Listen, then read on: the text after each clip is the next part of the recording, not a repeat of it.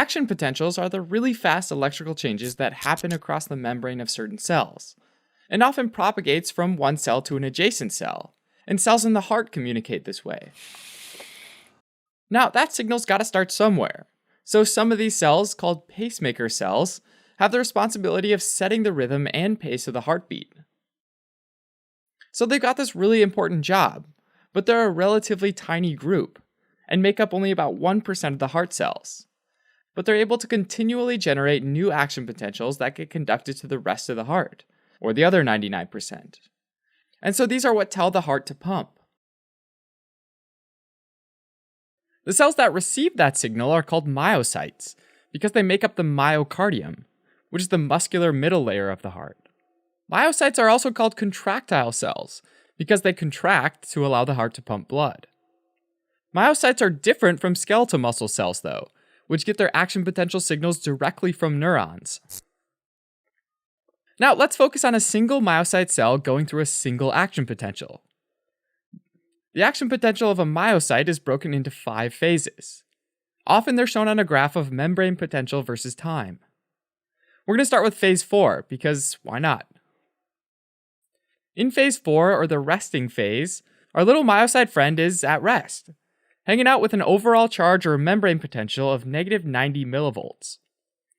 Now, the interesting thing is that it has gap junctions, which are openings between two myocytes. So when the myocyte's neighbor depolarizes, some ions, mainly calcium ions, start leaking through the gap junctions, and that makes the membrane potential go up to about negative 70 millivolts. Negative 70 millivolts is called the threshold potential, and it marks the start of phase 0. Phase 0 is known as the depolarization phase. Basically, some voltage-gated sodium channels open up when they sense that the membrane potential is negative 70 millivolts, and they allow sodium to rush into the cell, creating an inward current.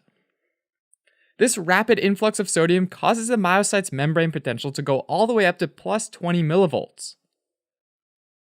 Now, if only a few ions had leaked through from the neighboring cell, and the membrane potential didn't get to the threshold potential of negative 70 millivolts, then those voltage-gated channels wouldn't open, and there'd be no depolarization.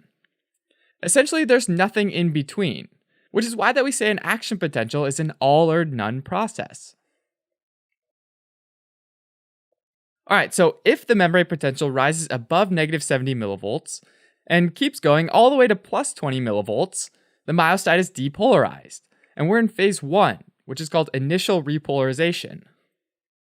At this point, the sodium channels close and the voltage-gated potassium channels sense that it's at about plus 20 millivolts, and they open, allowing potassium ions to leave the cell. Those potassium ions have a positive charge, so the cell's membrane potential drops as this positive charge moves out.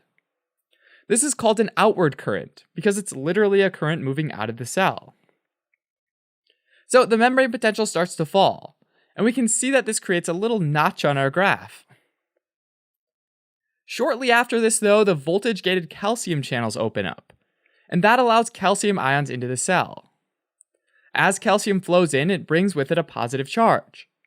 That positive charge from the calcium ions flowing in counterbalances the positive charge from the potassium ions that are flowing out.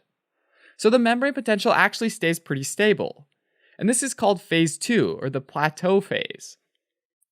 This calcium is super important because it's this influx of calcium that ultimately gets the myocyte to contract, which is how the heart contracts. So phase 2 is what's responsible for the length of the action potential as well as the heartbeat itself.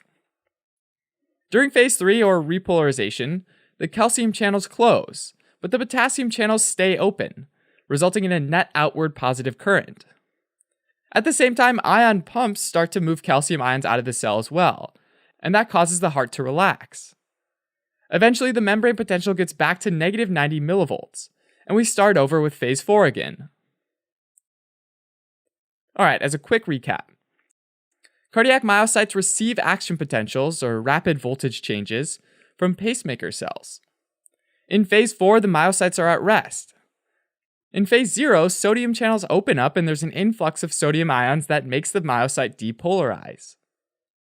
In phase 1, potassium channels open up, and there's an outflux of potassium ions that brings down the charge a little bit. In phase 2, calcium channels open up, and there's an influx of calcium ions, and that counterbalances the potassium ion outflux. So it's called the plateau phase. In phase 3, calcium channels close, but the potassium channels stay open. So there's an overall outflux of potassium ions that brings down the charge that repolarizes the myocyte. And then it enters the resting state again.